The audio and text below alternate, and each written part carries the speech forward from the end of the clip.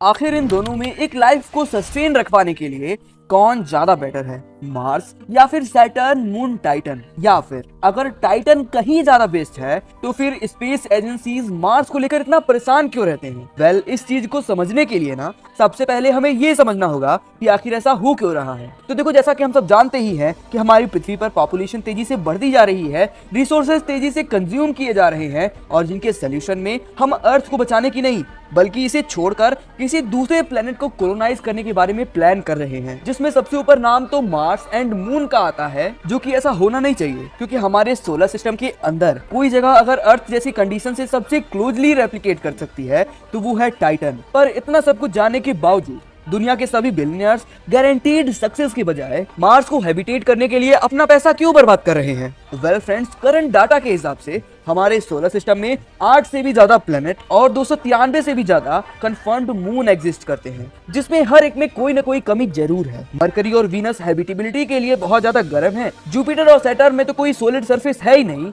और कुछ इसी तरीके का हाल सभी मून्स का भी है, जहाँ कोई मून्स बहुत ज्यादा ठंडा है, कोई बहुत ज्यादा गर्म है, तो कोई इन्वायरमेंट और एटमॉस्फेयर के मामले में कंप्लीटली अबंडन है। अब एटमॉस्फेयर ना होना और वीक ग्रेविटी ही वो रीजन है जिस वजह से मार्स या मून को हैबिटेबल बनाना काफी ज्यादा टफ हो जाता है। और इस बात को प्रूफ करने के लिए ना हमारे पास दो बड़े बड़े रीजंस हैं। तो देखो, पहला रीजन ये है कि मार्स का एटमॉस्फेयर अर्थ के कंपेयर में 100 टाइम्स पतला है, जिस वजह से वहां पर आर्टिफिशियली गैसेस को पंप करके इन्वायरमेंट को ह्यूमन फ्रेंडली बनाया ही नहीं जा सकता, क्योंकि सारी की सारी हवा वीक ग्रेविटी और वीक एटमॉस्फेयर की वजह से ना आउटर स्पेस में पूरी तरीके से लीक हो जाएगी, क्योंकि मार्स की ग्रेविटी अर्थ के कंपैरेटिवली 38% है। दैट मीन्स इसका सबसे बड़ा रीजन मार्स की वीक ग्रेविटी है। और ये एक नंबर इस बात का सीधा सीधा प्रूफ है कि हम चाह कर भी मार्स को अपने मैक्सिमम लिमिट तक ही क्यों न टेराफॉर्म कर दें, वो तब भी अर्थ के हिसाब से काफी ठंडा ही रहेगा और वहाँ की हवा उतनी ही पतली रहेगी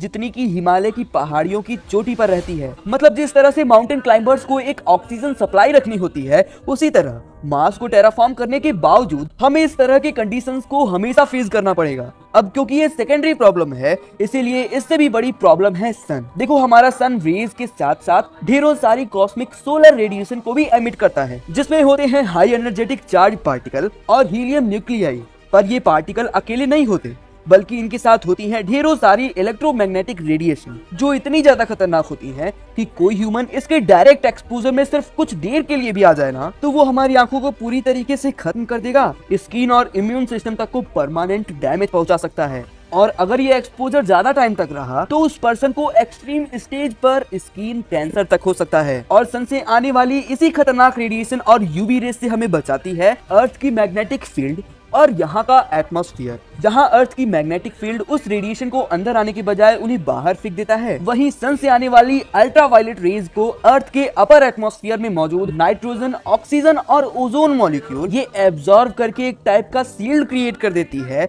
जिससे ये हार्मफुल रेज अर्थ के सरफेस तक पहुंचने ही नहीं पाती और हम इनसे प्रोटेक्टेड रहते हैं। इन शॉर्ट, हम जिस भी नेक्स्ट प्लेनेट को एज अ होम कंसीडर करें, उसके पास मैग्नेटिक फील्ड और एटमॉस्फेयर का होना बहुत जरूरी है, वरना ऐसे प्लेनेट पर रहने से फायदा ही क्या जहां परमानेंट किसी डोम के अंदर रहना पड़े और खुले आसमान के नीचे जाना खतरे से खाली ना हो। और देखो, मार्स एंड मून, इन दोनों के ही केस में सबसे बड़ा इशू यही है कि इन दोनों के पास ना तो खुद का डेंस एटमॉस्फेयर है और ना ही मैग्नेटोस्फीयर। तो हमारा इसके अलावा बेस्ट ऑप्शन क्या है? और इसी जरूरत को फुलफिल करने में एंट्री होती है टाइटन की, क्योंकि टाइटन हमारे मून और मार्स की ऑलमोस्ट सारी बड़ी कमियों को ओवरकम करता है और एक बेटर टू लाइव इन्वायरमेंट देता है। और इसके कई सारे रीजन हैं, जैसा कि टाइटन का एटमॉस्फेरिक प्रेशर, क्योंकि सोलर सिस्टम में इतने सारे मून हैं, मगर टाइटन इकलौता ऐसा मून है जिसके पास एक डेंस एटमॉस्फेयर मौजूद है, जिससे वहां के सरफेस पर एयर प्रेशर अर्थ से सिर्फ 1.5 गुना ही ज्यादा है। मतलब ये ऐसा है कि अगर आप ऐसे एटमॉस्फेयर में सिर्फ कुछ वीक ही रह लो ना, तो आपकी बॉडी इसे इजीली एडॉप्ट कर सकती है, क्योंकि ये एयर प्रेशर इतना ज्यादा इंपॉर्टेंट होता है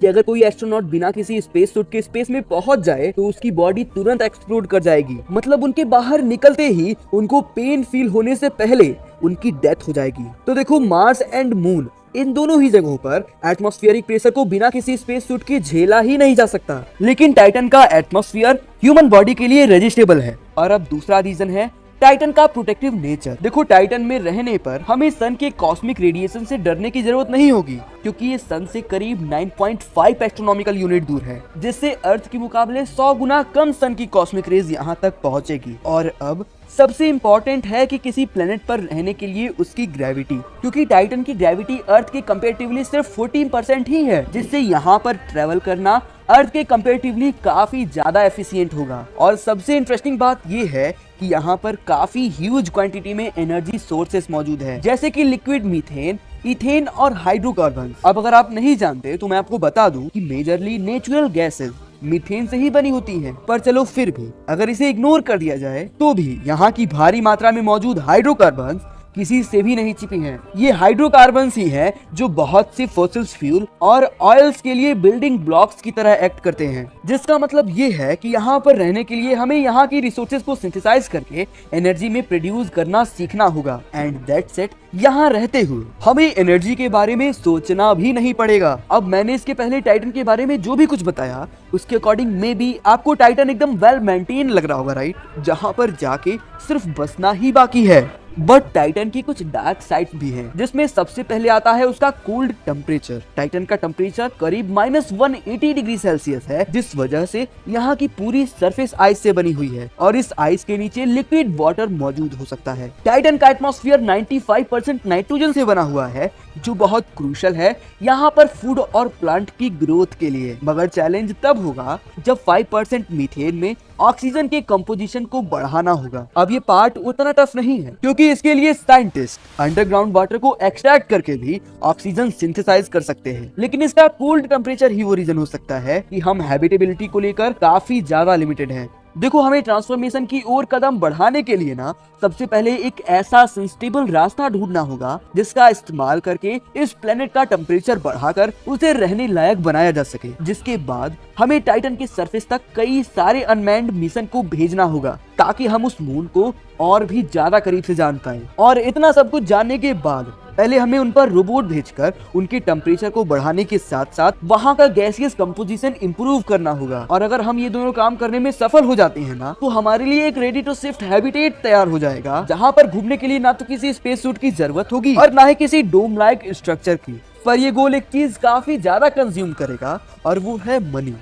क्योंकि जनरली अर्थ से मार्स तक की दूरी है अप्रॉक्स 0.52 एस्ट्रोनॉमिकल यूनिट, जबकि टाइटन वही अर्थ से 8.5 एस्ट्रोनॉमिकल यूनिट के आसपास दूरी पर मौजूद है। जिसका मतलब है कि वहां पर हमें स्पेसक्राफ्ट को भेजने के लिए कई गुना ज्यादा फ्यूल कंज्यूम करना पड़ेगा और सालों तक वेट करना पड़ेगा, जो इतनी बड़ी कीमत है कि सिर्फ एक हाइपोथेसिस के भरोसे उस पर कोई भी इन्वेस्ट करने को रेडी नहीं है। जिससे बेटर ऑप्शन और गारंटीड सक्सेस होने के बावजूद हर कोई टाइटन पर जाने के बजाय मार्स और मून को ही हैबिटेट करने में पूरा प्रयास में लगा है। पर अभी के हिसाब से नासा 2027 में अपना ड्रैगन फ्लाई मिशन टाइटन के लिए लॉन्च करेगा, जो टाइटन पर 7 सालों बाद 2034 में लैंड करेगा। अब देखो, ये सब तो ठीक है, बट पृथ्वी पर समुद्र के अंदर जिस तरीके से समुद्री जीवों का इवोल्यूशन हुआ है ना, जानकर काफी ज्यादा इंटरेस्टिंग लगेगा। क्योंकि जब समुद्री जीवों का इवोल्यूशन हो रहा था, तब उस टाइम प्रेडिटर्स का पलड़ा प्रेज पर भारी पड़ रहा था। तब नेचर ने पासा पलटा और प्रेज ने अपना कलर ही चेंज करके रेड में कन्वर्ट हो गए, जिससे डीप सी में वो प्रेडिटर्स उन प्रेज को दिखना ऑलमोस्ट बंद हो गए थे, जिससे इन प्रेज की संख्या तेजी से बढ़ने लगी और प्रेडिटर्स घटने शुरू हो गए। तब नेचर ने एक और गेम खेला और इस बार पासा उन प्रेडिटर्स के फेवर में पलटा, जिससे उन्होंने अपनी खुद की टॉर्च तक को इवॉल्व कर लिया, जिससे अब लाल हो या काला उन्हें गहरे समुद्र में हर कलर दिखाई दे रहा था, जिससे अब प्रेज विलुप्ति की कगार पर आने लगे। और अब उन प्रेज ने एक ऐसा दांव खेला जिसमें उन्होंने अपनी इस पूरी बॉडी को ही ट्रांसपेरेंट कर लिया, जिससे प्रेडिटर्स अब टॉर्च के आए या फिर बिना टॉर्च के वो प्रेज उनके सामने होंगे, बट फिर भी वो उन्हें दिखाई नहीं देंगे। Interesting, right? जिस पर मैंने एक डेडिकेटेड वीडियो बनाया है, जिसमें हमने नेचर के इस पूरे खेल को डिस्क्राइब किया है कि नेचर कैसे सभी जीवों को इनोवेट करने का समान मौका देती है, जो आपको स्क्रीन पर भी देखने को मिल सकता है। तो फ्रेंड्स, आज के इस वीडियो में बस इतना ही। मिलते हैं अगले वीडियो में एक नए इंटरेस्टिंग टॉपिक के साथ। तब तक के लिए जय हिंद।